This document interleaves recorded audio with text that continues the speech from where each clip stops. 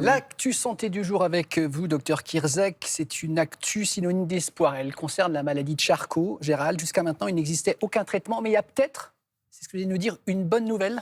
Oui, quand on parle de maladie de Charcot, c'est une maladie assez terrible, qui paralyse, espérance de vie assez courte. Et là, il y a une bonne nouvelle, c'est le Parisien qui relate cette bonne nouvelle pour la recherche. Quand je dis bonne nouvelle, c'est que c'est un espoir thérapeutique à court terme. Alors, c'est pas encore disponible, mais c'est le Parisien qui nous parle de cette société clermontoise, en plus, qui a fait une découverte sur un peptide, le NX210C. Alors, c'est un peu le nom de code, mais pour l'instant, c'est testé dans 16 hôpitaux, 80 patients, et c'est un traitement contre la maladie de Charcot, et un traitement qui va réparer potentiellement les tissus du cerveau. En fait, qu'est-ce qui se passe dans la maladie de Charcot?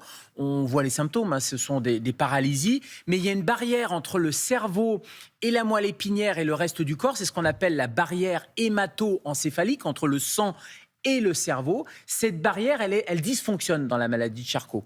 Et là, ce peptide, il est capable de réparer l'intégrité de cette barrière. Donc, c'est vraiment un traitement qui est sur le mécanisme de la maladie. Et c'est vraiment ça qui est intéressant. Il avait été découvert il y a plus d'une dizaine d'années sur des cellules fœtales et sur la manière dont l'embryon se construit et le système nerveux se fabrique. Et donc, on voit bien que ce mécanisme-là, transposé sur cette maladie neurologique et potentiellement sur d'autres maladies neurologiques, on serait capable de réparer un peu les cellules neurologiques. Et ça, c'est quand même un formidable espoir. Oui, parce qu'aujourd'hui, cette maladie, on le rappelle, elle est incurable. Ce qu'on appelle la sclérose latérale amyotrophique, la SLA ou la maladie de Charcot, qui est effectivement une maladie assez terrible. Alors, c'est une atrophie musculaire, c'est une paralysie musculaire. Ça va conduire à une insuffisance respiratoire parce que pour parler, j'ai besoin de mes muscles. Pour marcher, j'ai besoin de mes muscles. Pour tenir un stylo et puis pour respirer. Et on voit que l'espérance de vie, elle est relativement courte, 3-4 ans. Alors, on est sur des moyennes aussi. Et à ce jour, il n'y avait pas d'option thérapeutique. Il n'y avait rien de curatif. On est vraiment sur un accompagnement de ces malades-là. Et là, c'est une maladie qui isole, qui paralyse.